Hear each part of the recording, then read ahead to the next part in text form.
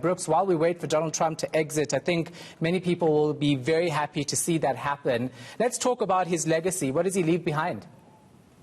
Well, I mean, if you, it's good to be with you. It's an interesting day today to be with you.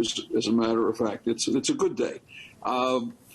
Divide the legacy into three parts. One is the question of international affairs, and I think it's fair to say that the country has lost international prestige, and it has lost a sense of confidence on the part of allies and confusion on the part of others.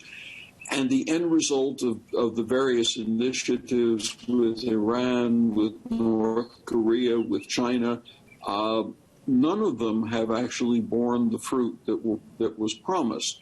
The end result on international relations, give the man a negative. He did not live up to his expectations, his or anybody else's.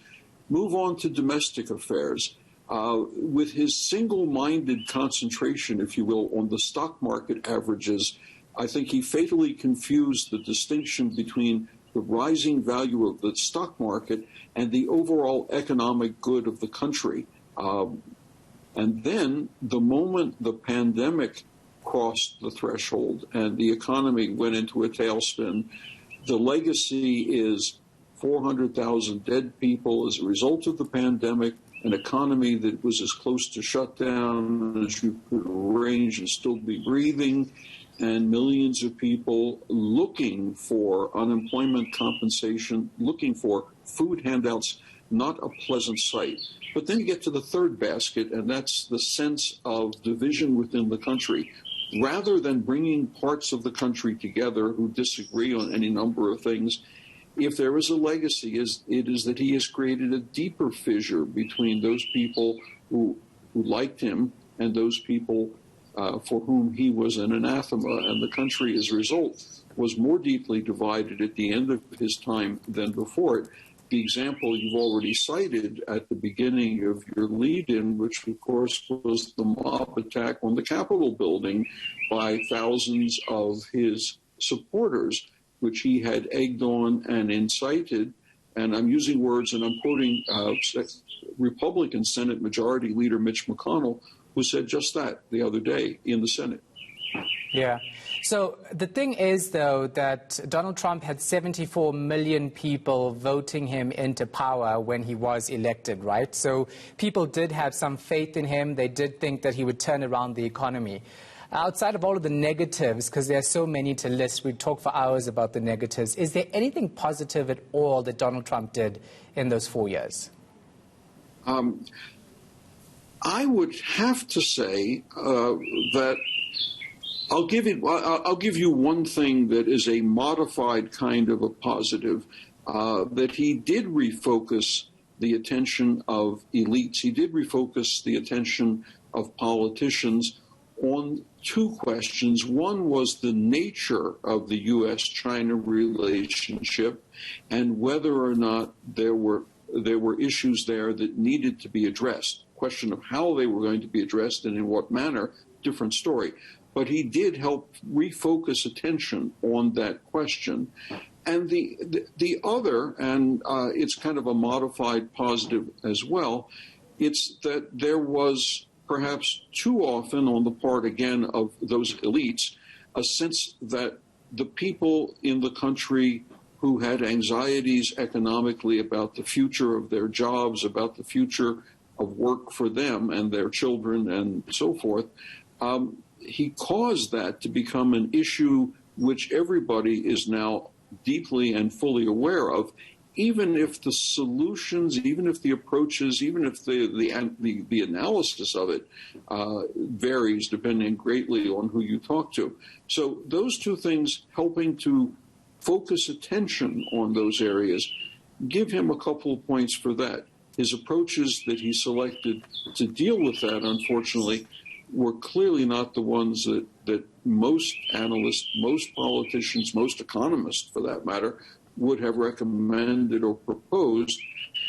And the effect of his solutions have not been the ones that most of us would have looked forward to seeing. Yeah, so he leaves the White House officially in the next 15 minutes, and many would argue he's leaving it in a stink because of everything that's happened over the past couple of weeks.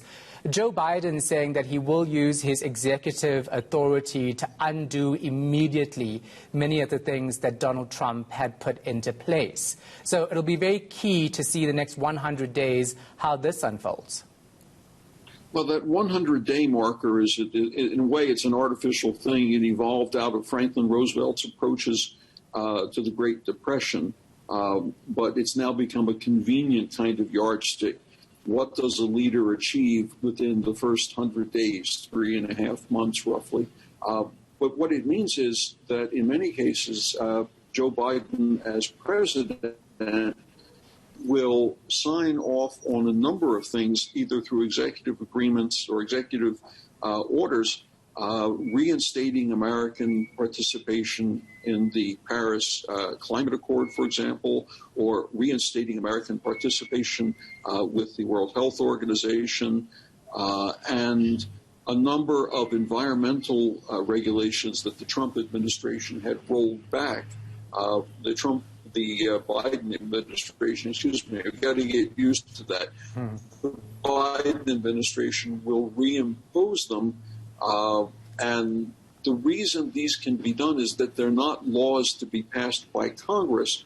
These were executive orders originally decided by the Trump administration in the first place. And also we'll look to things in immigration. Some of the initial Trump executive orders on immigration are also going to be changed. Things that require congressional approval, however, changes in the overall structure of immigration law, for example, passing a large stimulus bill, which is an appropriation, and therefore Congress has to approve it.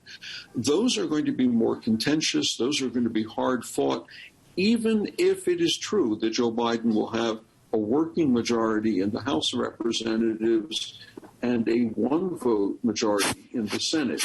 American legislature does not work strictly in the same way that a parliamentary democracy does, in that if you're a member of a party, you have to vote the way the party says.